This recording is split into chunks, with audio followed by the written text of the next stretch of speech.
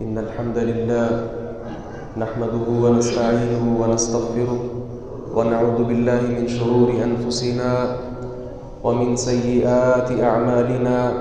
من يهده الله فلا مضل له ومن يضلل فلا هادي له، وأشهد أن لا إله إلا الله وحده لا شريك له، وأشهد أن محمدًا عبده ورسوله.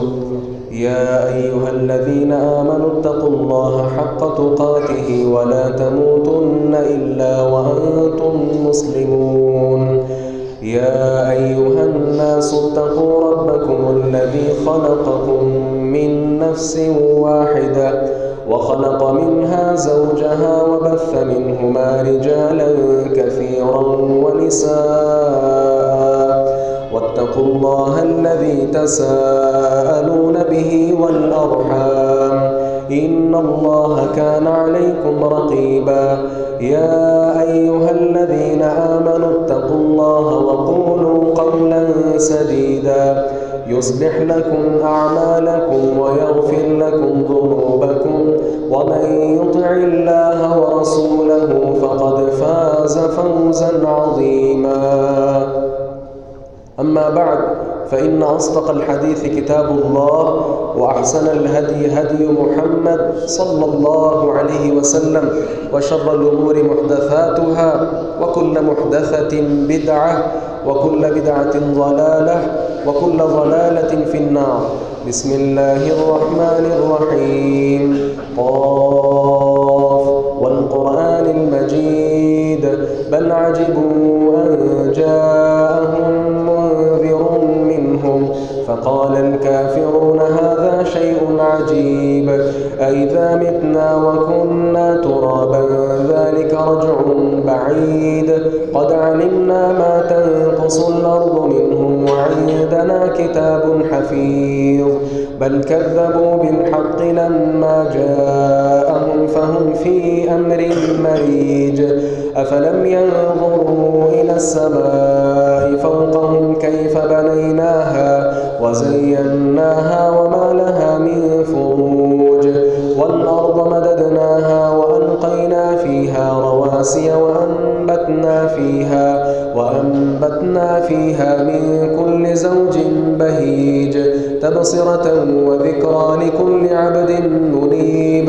ونزلنا من السماء ماء مباركا فأنبتنا به جنات وحب الحصيد، والنخل باسقات لها طلع نضيد، رزقا للعباد وأحيينا به بلدة ميتا كذلك الخروج.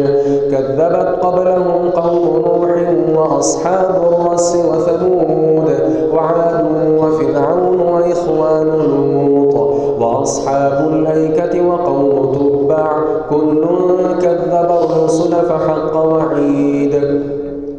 أفعينا بالخلق الأول بل هم في لبس من خلق جديد، ولقد خلقنا الإنسان ونعلم ما توسوس به نفسه ونحن أقرب إليه من حبل الوريد. إذ يتلقى المتلقيان عن اليمين وعن الشمال قعيد، ما يلفظ من قول إلا لديه رقيب عتيد. وجاءت سكرة الموت بالحق ذلك ما كنت منه تحيد، ونفخ في الصور ذلك يوم الوعيد. وجاءت كل نفس معها سائق وشهيد، لقد كنت في غفلة من هذا فكشفنا عنك غطاءك فبصرك اليوم حديد. وقال قرينه هذا ما لدي عتيد، ألقيا في جهنم كل كفار عنيد، مناع للخير معتد مريب، الذي جعل مع الله إلها آخر فألقياه في العذاب الشديد. قال قرينه ربنا ما أطغيته ولكن كان في ضلال بعيد. قال لا تختصموا لدي وقد قدمت إليكم بالوعيد، ما يبدل القول لدي وما أنا بظلام للعبيد.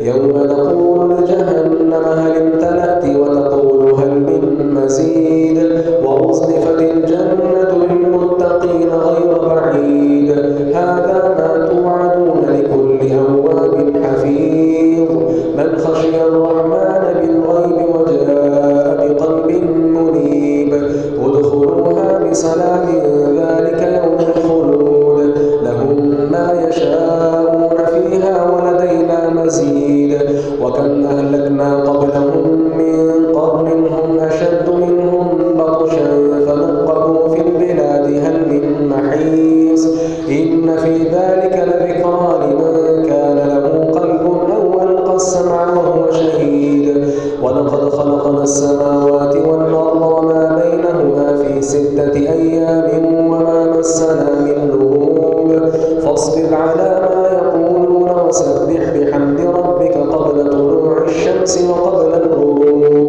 ومن الليل فسبحه وأدبار السجود واستمع يوم ينادي المناد من مكان قريب يوم يسمعون الصيحة بالحق ذلك يوم الخروج إنا نحن نحيي ونميت وإلينا المصير يوم تشقق الأرض عنهم سراعا ذلك حشر علينا يسير نحن أعلم بما يقولون وما أنت عليهم بجبار فذكر بالقرآن من يخاف وعيد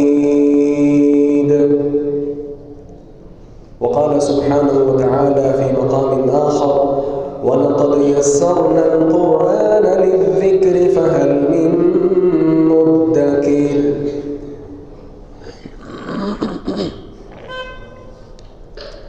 بڑے ہی قابل قدر عزیز نوجوان بھائیوں زندہ دل سفید ریش بزرگوں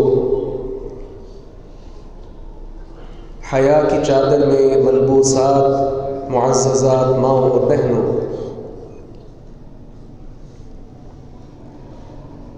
موجودہ دور میں ہم سارے کے سارے ترقی کی راہ پر گامزن ہیں اور دن بدن ٹیکنالوجی اپنے عروج کی منازل طے کر رہی ہے لیکن اس کے ساتھ ساتھ تصویر کا دوسرا رخ یہ ہے کہ انسانیت لمحہ بلمحہ زوال اور پستی کا شکار ہوتی جا رہی ہے اس کی وجہ کیا ہے؟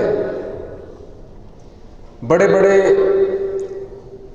سیاست دان اور فلسفہ دان لوگوں نے اس کے اسباب تلاش کر کے اس کے تدارک کی کوشش کی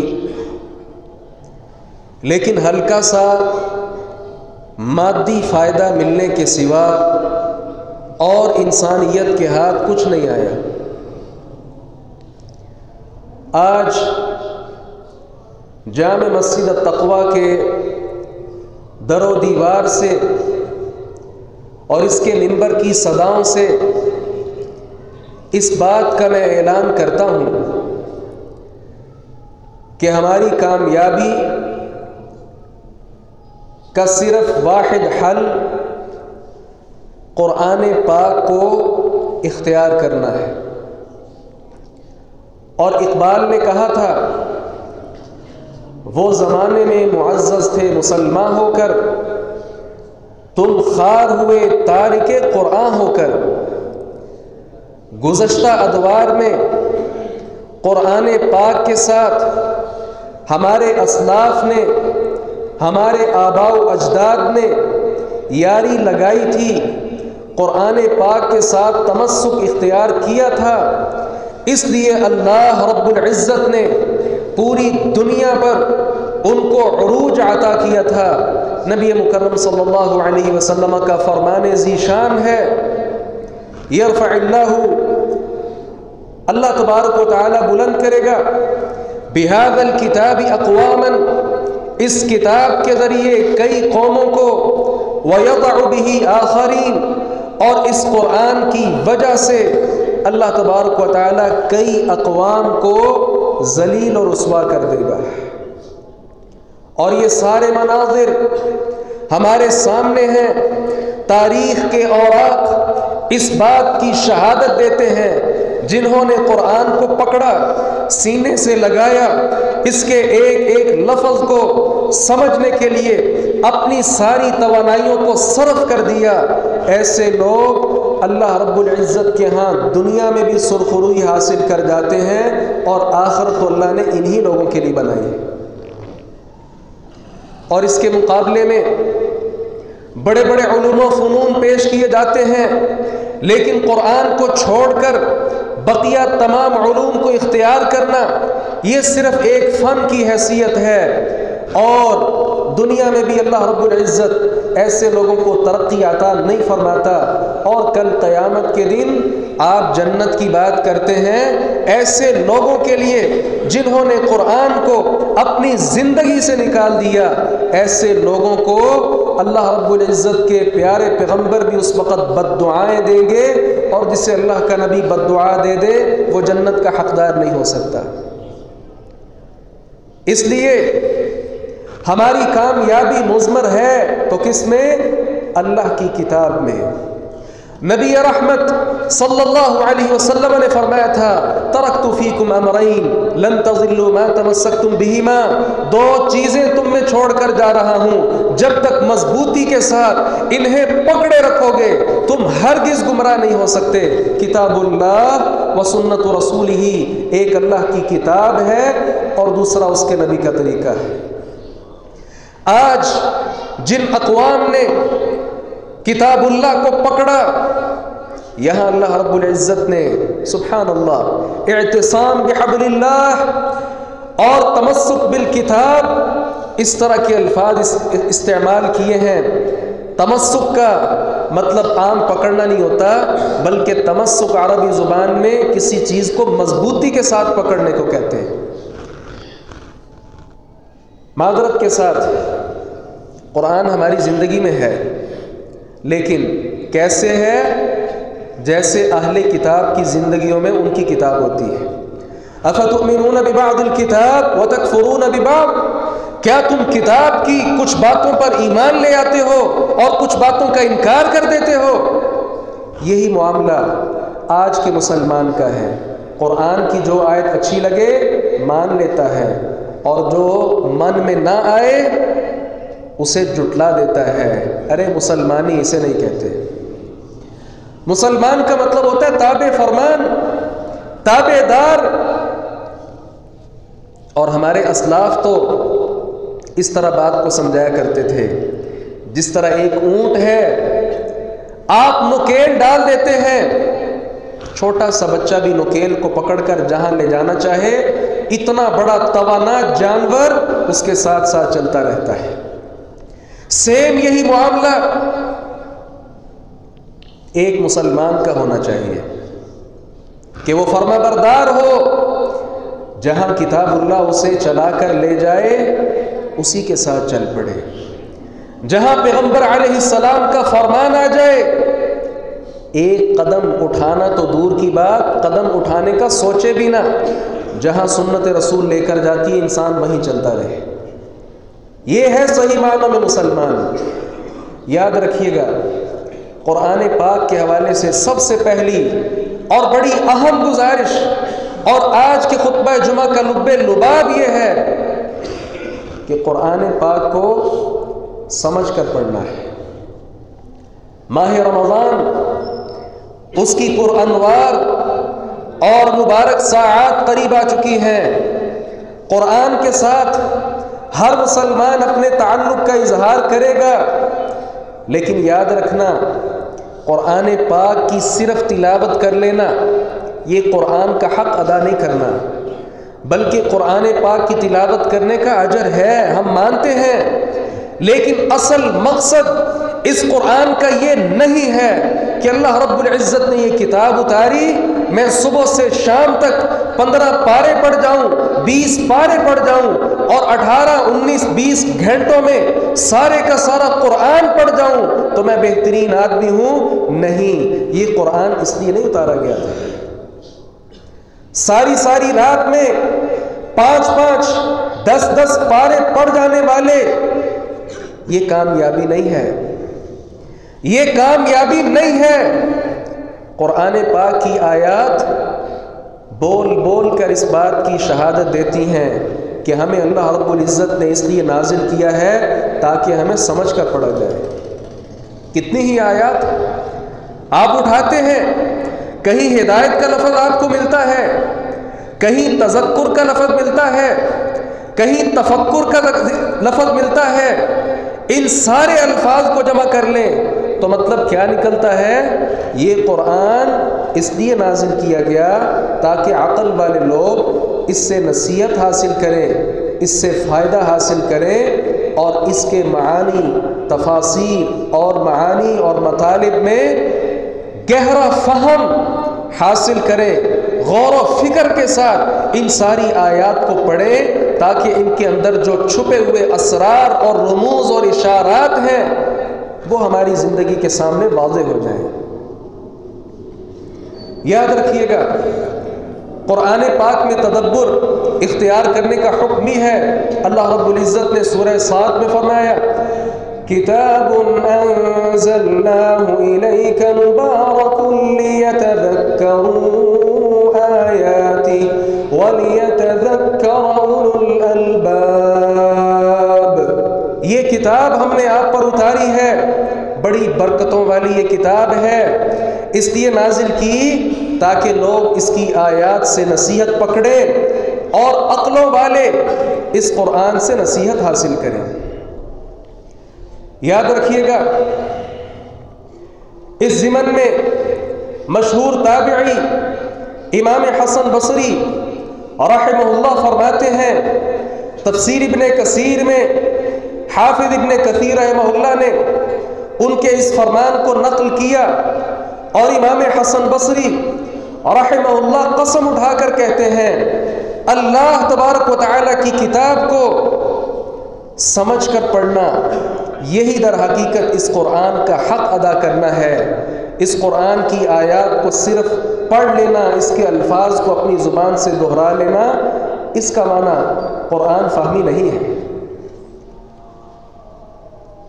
وَلَقَدْ يَسَّرْنَا الْقُرْآنَ لِلذِّكْرِ فَهَلْ مِن مُدَّكِرٍ، اور ہم نے قرآن کو یقیناً بڑا ہی آسان بنا دیا ہے۔ کیا اس قرآن سے کوئی نصیحت پکڑنے والا ہے؟ یہ قرآن میں ایک مرتبہ اللہ تعالیٰ نے نہیں فرمایا، کئی مرتبہ یہ آیت مبارکہ اللہ رب العزت نے نازل کی ہے۔ اب اس آیت میں اللہ نے یہ نہیں کہا کہ ہم نے قرآن کو بڑا آسان بنایا ہے، کیا کوئی پڑھنے والا ہے؟ نہیں، کہا کیا؟ ہم نے اس قرآن کو بڑا آسان بنایا ہے، کیا کوئی اس سے نصیحت حاصل کرنے والا ہے؟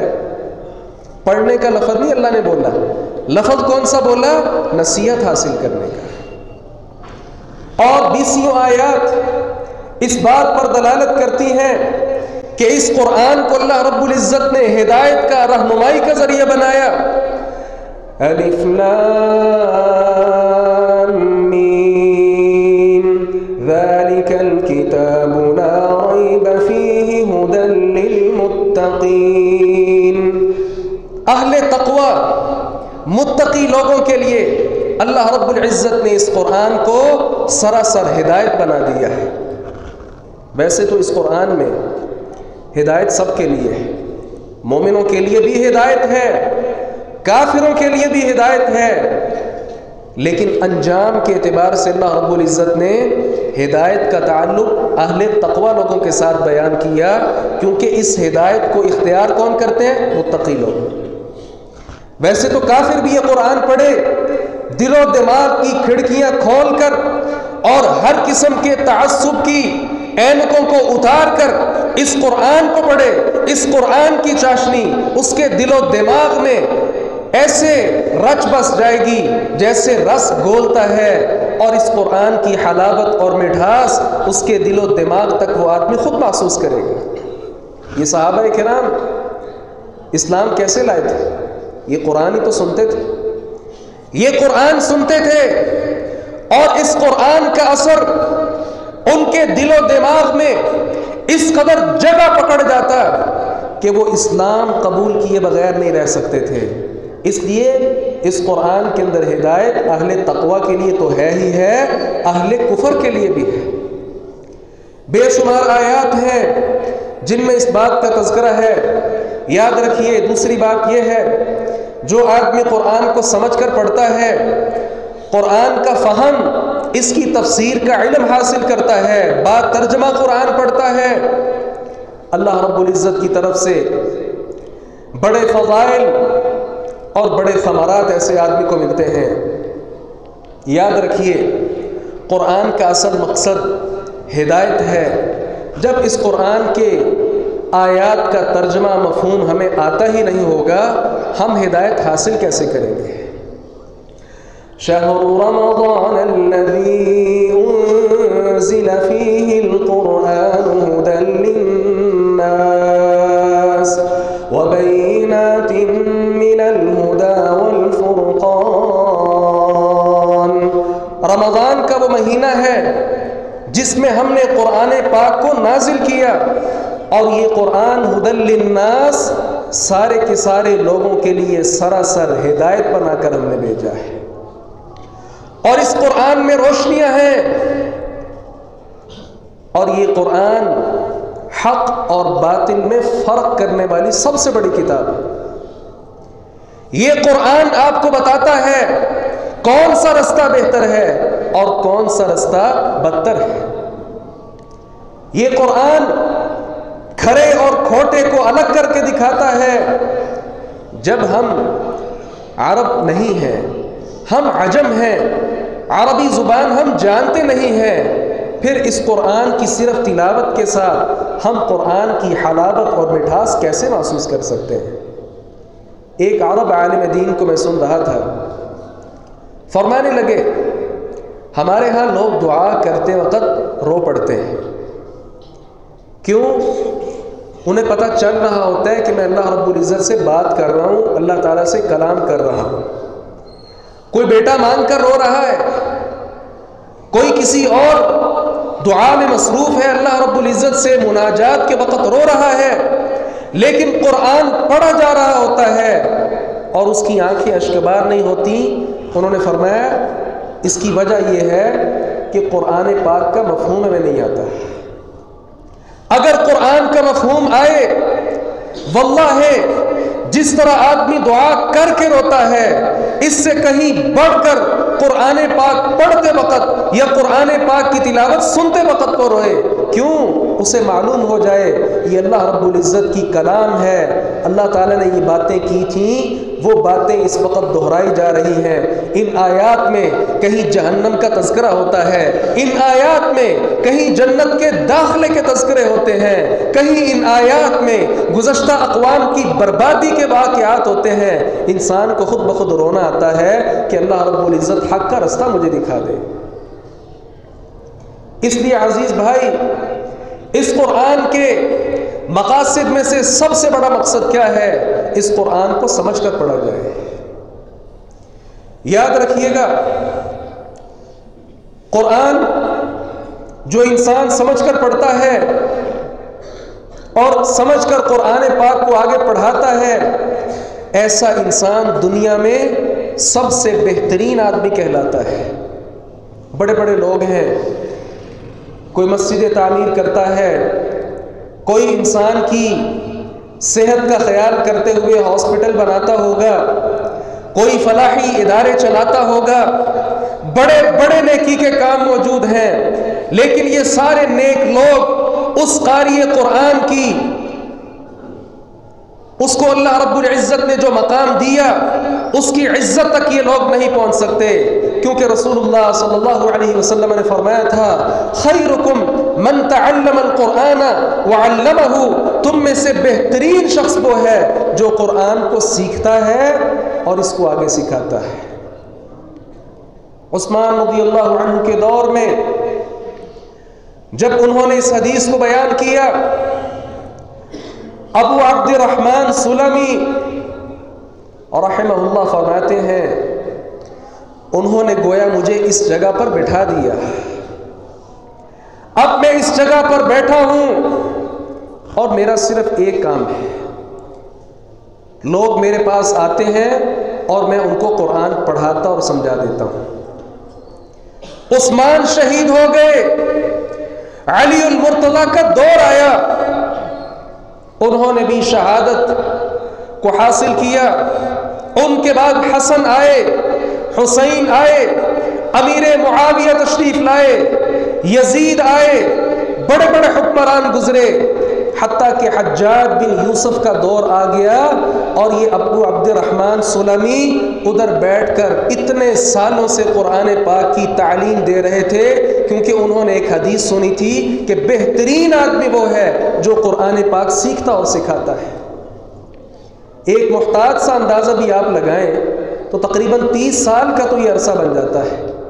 اتنے سال ایک آدمی ایک ہی جگہ پر بیٹھا ہوا صرف اس لیے بیٹھا ہے تاکہ وہ دنیا کا بہترین آدمی اللہ رب العزت کے ہاں تصور ہو جائے، اور اس نے خلافت اختیار نہیں کی، بڑے بڑے اور عہدے قبول نہیں کیے، بلکہ کیا کیا؟ قرآن پاک کی تعلیم کو عام کرنے کے لیے ایک مسند پر براجمان ہو گئے۔ یاد رکھیے، اس قرآن پاک کی آیات کو سمجھ کر پڑھنا اور پڑھانا اسے معمولی مت جانیے گا۔ نبی مکرم صلی اللہ علیہ وسلم نے فرمایا، صحیح مسلم کی روایت ہے، ایکم یحب ان یغدو کل یوم الی بطحان او الی العقیق، تم میں سے کون ہے جو صبح کے وقت وادی العقیق یا بطحان جائے اور وہاں سے 2 اونٹنیاں موٹی تازی بڑی بڑی کوہانوں والی لے کر آئے؟ نہ تو اس کا روپیہ پیسہ کوئی لگے گا، اور نہ کسی سے وہ چھینے گا، نہ قطع رحمی کرے گا، بلکہ وہاں جائے گا خود بخود اس کو وہ 2 اونٹنیاں حاصل ہو جائیں۔ یہ کون چاہتا ہے؟ صحابہ کرام نے کہا یہ کون نہیں چاہتا؟ تو رسول اللہ صلی اللہ علیہ وسلم نے فرمایا، اس سے بہتر بات آپ کو بتلا دیتا ہوں، یہ سرخ اونٹنیاں عرب میں ان کی بڑی قدر و قیمت ہے، آج بھی بڑے بڑے جو قیمتی جانور ہیں عرب میں، ان میں سرخ اونٹنی ہے جس کی بہت زیادہ قیمت ہوتی ہے۔ آپ صلی اللہ علیہ وسلم نے فرمایا اس سے کہیں بہتر ہے صبح کے وقت، فجر کے وقت آپ مسجد میں جائیں اور نماز کے بعد 2 آیات سیکھ لیں یا سکھا دیں، یہ 2 آیات ان 2 اونٹنیوں سے کہیں بہتر، اور جو 3 آیتیں سیکھے وہ 3 اونٹنیوں سے بہتر، حتیٰ کہ کوئی 10 آیات سیکھے 10 اونٹنیوں سے بہتر۔ اور اس اونٹنی کی قیمت ہمارے ہاں یہ جو بہت بڑی بڑی گاڑیاں ہوتی ہیں، ان میں سے جو بہت معروف کوئی گاڑی ہے، مجھے نام نہیں آتا، اہل علم نے بیان کیا اس سے زیادہ قیمت ایک اونٹنی کی بنتی ہے۔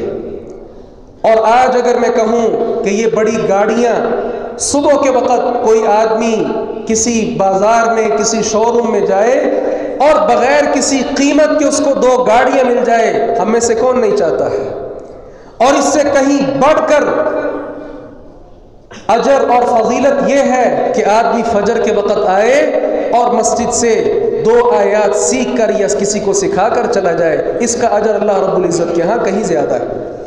اور یاد رکھیے، جس گھر میں اللہ کے جس گھر میں قرآن پڑھا جا رہا ہو، قرآن کو سمجھا جا رہا ہو، اس قرآن کو سمجھایا جا رہا ہو، رسول اللہ صلی اللہ علیہ وسلم نے فرمایا یتلون کتاب اللہ ویتدارسونہ بینہم الا نزلت علیہم السکینہ، جس اللہ کے گھر میں قرآن کو پڑھا جا رہا ہو، آپس میں اس کو سیکھا اور سکھایا جا رہا ہو، اللہ تعالیٰ کی طرف سے سکینت نازل ہوتی ہے، وغشیتہم الرحمہ، اور ان لوگوں کو اللہ تعالیٰ کی رحمت ڈھانپ لیتی ہے، وحفتہم الملائکہ، اور ان سارے لوگوں کو ملائکہ گھیرے میں لے لیتے ہیں، وذکرہم اللہ فی من عندہ، اور اللہ ان کے تذکرے اپنے پاس موجود فرشتوں کے اندر کرتا ہے۔ فرشتوں جانتے ہو میرے فلاں گھر کے اندر فلاں فلاں آدمی بیٹھا ہے، اور وہ میرے قرآن کو پڑھ رہا ہے، پڑھا رہا ہے۔ کتنا اچھا لگتا ہے کسی انسان کا کوئی آدمی تذکرہ کر رہا، لیکن اس انسان کی قسمت کے کیا کہنے جس کے تذکرے اللہ رب العزت آسمانوں میں نوری مخلوق کے اندر کر رہا۔ اس لیے قرآن پاک کو پڑھنے پڑھانے والے لوگوں کو حقیر بھی مت جانا کریں۔ ہو سکتا ہے ان کے پاس اچھا لباس نہ ہو سکتا ہے ان کا کوئی اپنا کاروبار نہ ہو، لیکن اللہ کی قسم اٹھا کر کہتے ہیں، نبی مکرم صلی اللہ علیہ وسلم کی احادیث اس پر شاہد ہیں، پوری دنیا میں سب سے زیادہ بہترین اگر کوئی لوگ ہیں تو وہ لوگ ہیں جو قرآن پاک کو پڑھتے اور پڑھاتے ہیں۔ یاد رکھیے، ہم میں سے ہر شخص چاہتا ہے اس کا ایمان بڑھ جائے، اس کا ایمان بڑھتا جائے۔ یہ جو ایمان میں بڑھوتری ہے یہ قرآن پاک کی تلاوت کے ساتھ آتی ہے۔ وَإِذَا تُلِيَتْ عَلَيْهِمْ آيَاتُهُ زَادَتْهُمْ إِيمَانًا، اور جب ان کے سامنے قرآن پاک کی تلاوت کی جاتی ہے تو ان کا ایمان بڑھ جاتا ہے۔ یہ ایمان اور کسی کام کے ساتھ اتنا نہیں بڑھتا جتنا قرآن پاک کے ساتھ تعلق کے ساتھ بڑھتا ہے۔ اور وہ کیا کمال ہے اس حافظ قرآن، اور سلام ہے اس قاری قرآن پر جس کے 24 گھنٹوں میں سے 10 گھنٹے، 20 گھنٹے، 5 گھنٹے، 2 گھنٹے قرآن پاک کی تلاوت کے شغف کے ساتھ گزرتے ہیں۔ یاد رکھیے گا، قرآن پاک میں جو تدبر ہے یہ بہت زیادہ ضروری ہے۔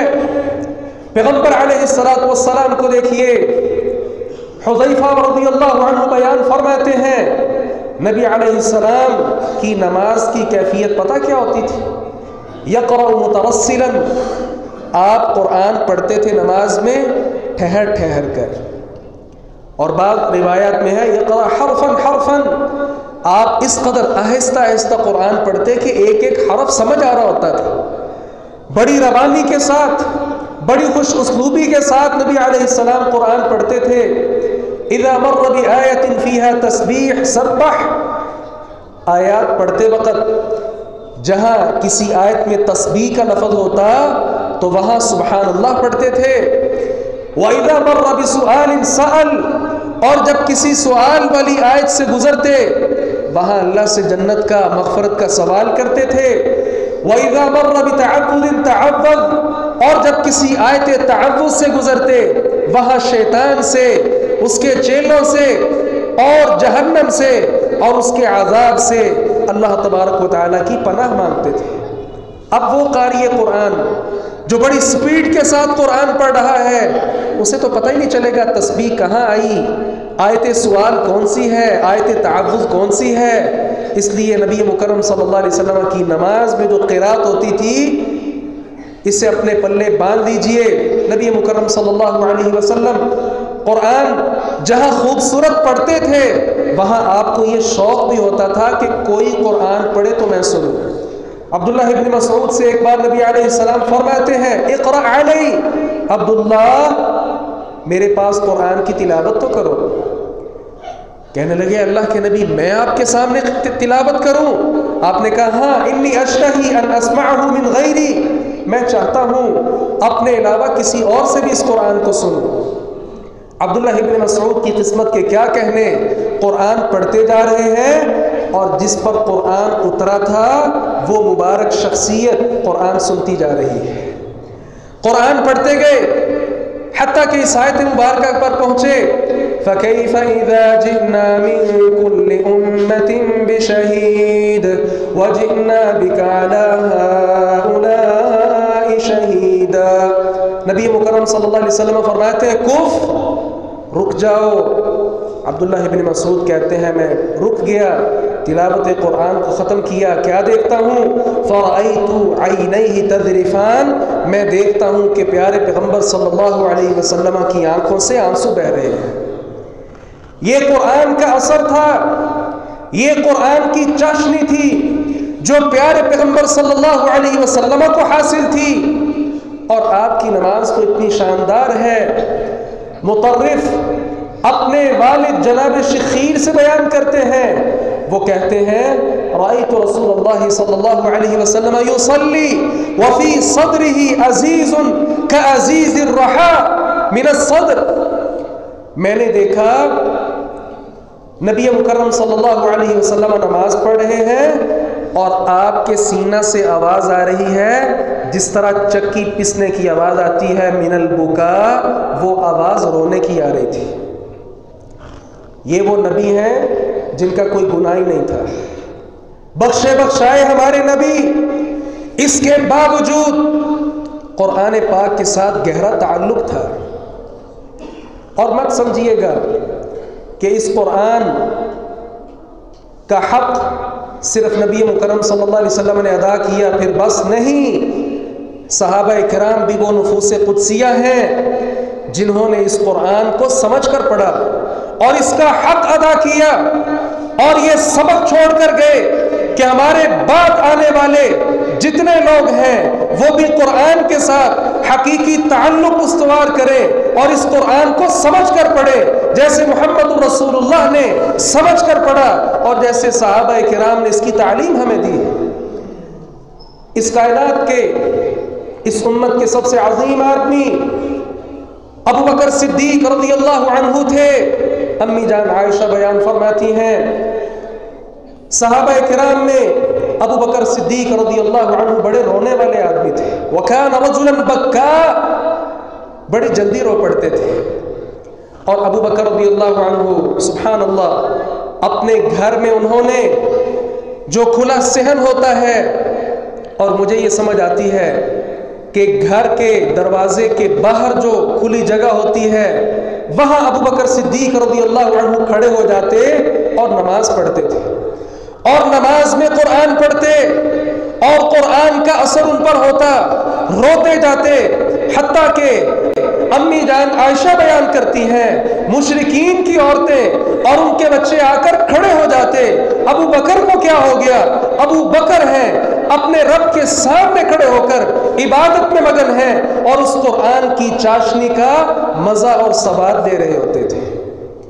اتنا روتے تھے قرآن پڑھتے ہوئے، حتیٰ کہ بڑے بڑے مضبوط جو مشرک لوگ تھے ان کا جو شرک تھا، اپنا جو ان کا ایمان تھا وہ ڈگمگا جاتا تھا کہ ہو نہ ہو یہ ابو بکر حق پر ہے۔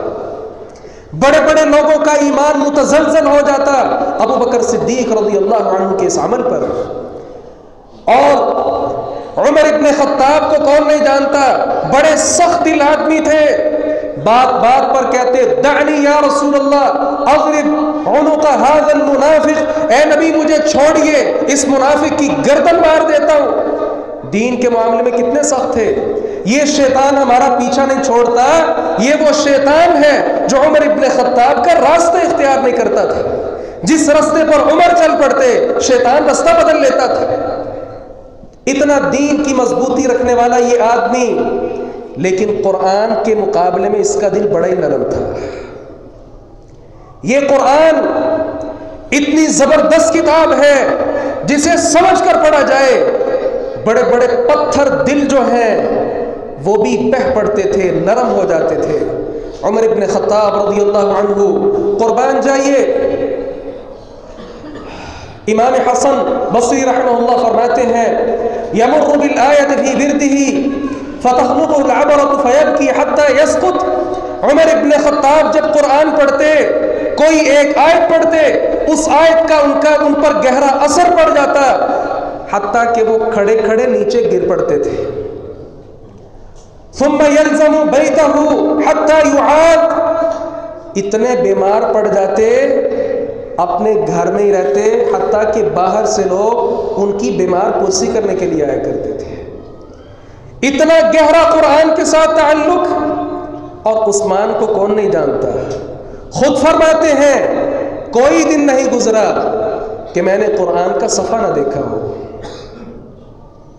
آج میں اور آپ دیکھیں موبائل کی سکرین تو آپ کا لاسٹ سین بتاتی ہے 5 منٹ پہلے، 2 منٹ پہلے، 1 منٹ پہلے، اور کہیں آن لائن ہے، لیکن قرآن پتہ نہیں کتنے سالوں سے ہر انسان اس سے آف لائن ہے۔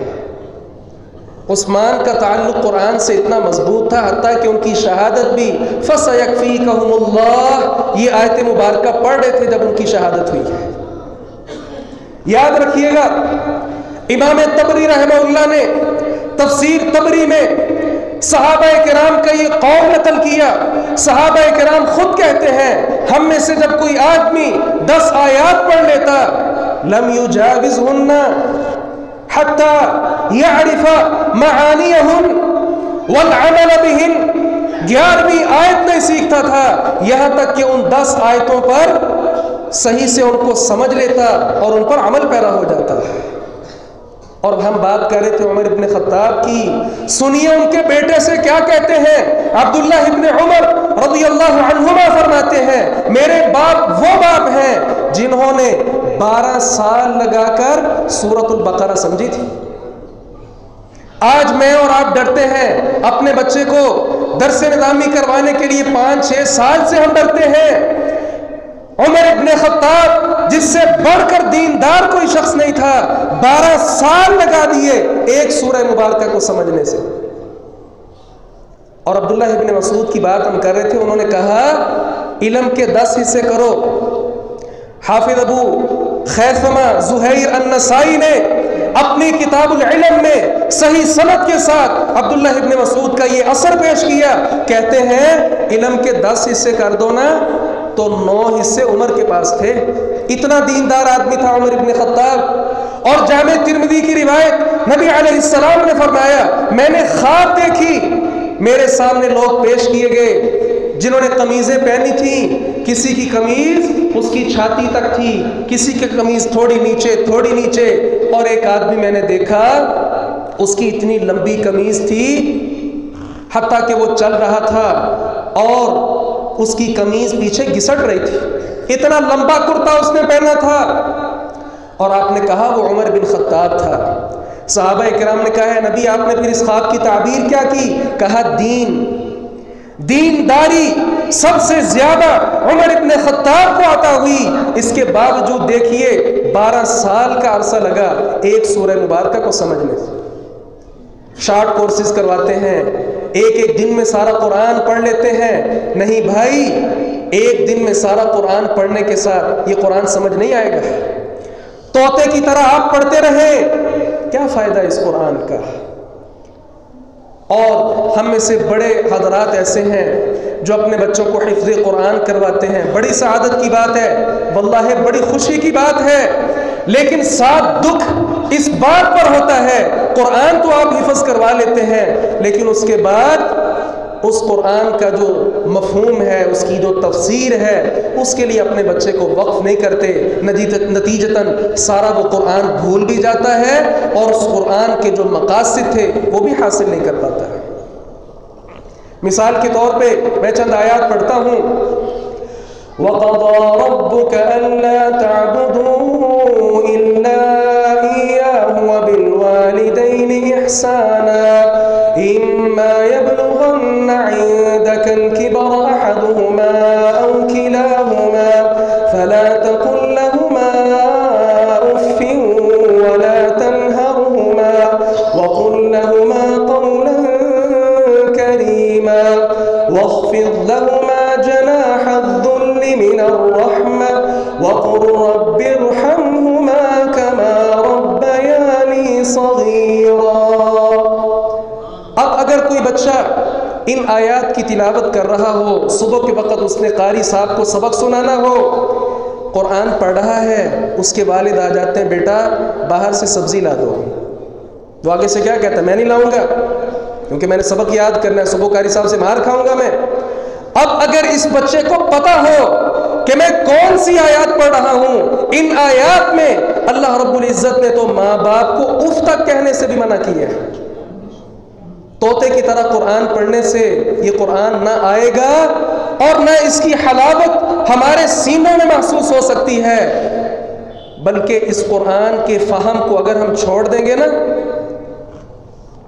اللہ اکبر کبیرہ، پیغمبر علیہ السلام آئیں گے کل قیامت کے دن اور افسوس کریں گے، اور کہیں گے میری قوم نے اس قرآن کو چھوڑ دیا تھا، اس قرآن کو چھوڑ دیا تھا۔ اور اقبال کے اشعار پڑھے تو انہوں نے بھی ان آیات کا مطلب واضح کیا ہے اپنے اشعار میں، اور اس کا مفہوم کیا ہے کہ قرآن کو چھوڑ کر ہم خار ہوئے ہیں، ذلیل ہوئے ہیں، اور کہتے پتہ کیا ہے، زمانہ ہی ایسا آ گیا ہے، زمانہ ایسا نہیں آیا، یہ زمانہ اللہ تبارک و تعالی ہے۔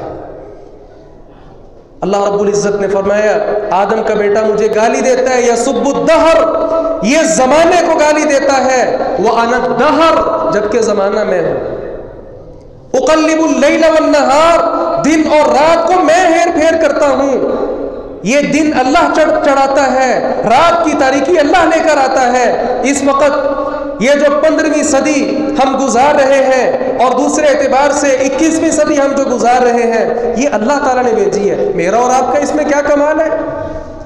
اصل بات یہ ہے ہم قرآن کے فہم سے، اس کی تفسیر سے دور ہوئے ہیں، اس لیے یہ ذلت اور پستی ہمارا مقدر بنی بیٹھی ہے۔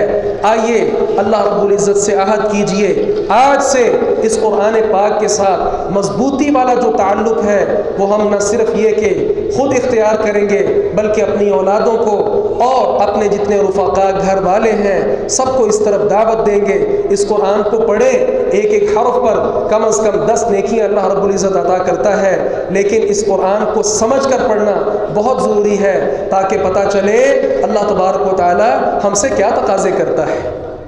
رمضان مبارک آ رہا ہے، رمضان میں نبی مکرم صلی اللہ علیہ وسلم قرآن کے ساتھ آپ کا ایک خاص تعلق ہوتا تھا، لہذا ہمارا بھی ہونا چاہیے۔